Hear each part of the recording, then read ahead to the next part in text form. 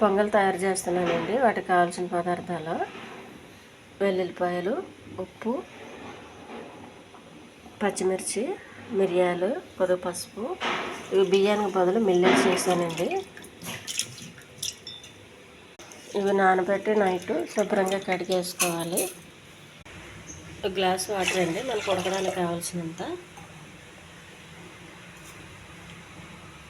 పచ్చిమిర్చి, మిరియాలు, కొద్దిగా పసుపు,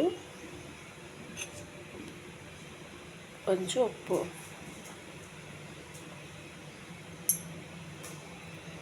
స్టవ్ వెలిగించి కుక్కర్ మూత పెట్టి 4-5 విజిల్స్ రానివ్వాలండి. స్టవ్ వెలిగించి గిన్నె పెట్టుకోవాలండి. కొంచెం వాటర్ వేయాలి, ఉడకనివ్వాలండి. వేసి ఉడికించకూడదండి, మెత్తగా అయిపోయి బాగోదు. అందుకే ఇలా ఉడికించి వేసుకోవాలి. ఉడుకుతున్న వెల్లుల్లిపాయలండి కొంచెం గట్టిగా ఉండగానే స్టవ్ ఆఫ్ చేసి పక్కకు పెట్టుకోవాలి. మరి మెత్తగా ఉండకూడదు.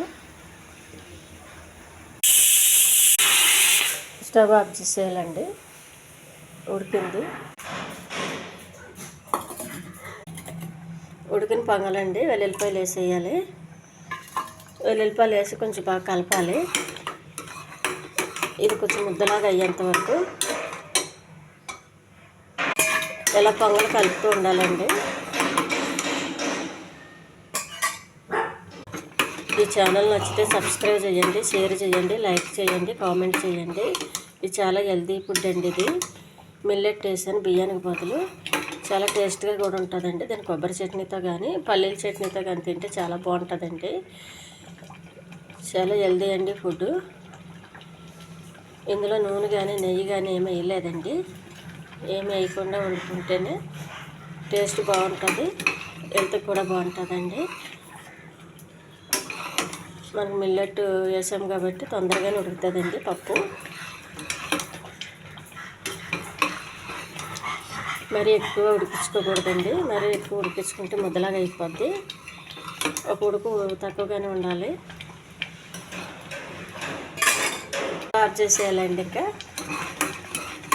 ఇంకా మరీ ఉడకకూడదు. ఇది మనం బయట పక్కకు పెట్టినప్పుడు చల్లగా అయినప్పుడు గట్టిగా అయిపోద్దండి.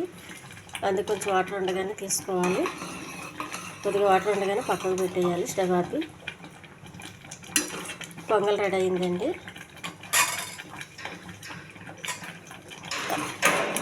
అడుగులు మాడకుండా చూడాలి కదా, మాడితే అసలు తినలేము.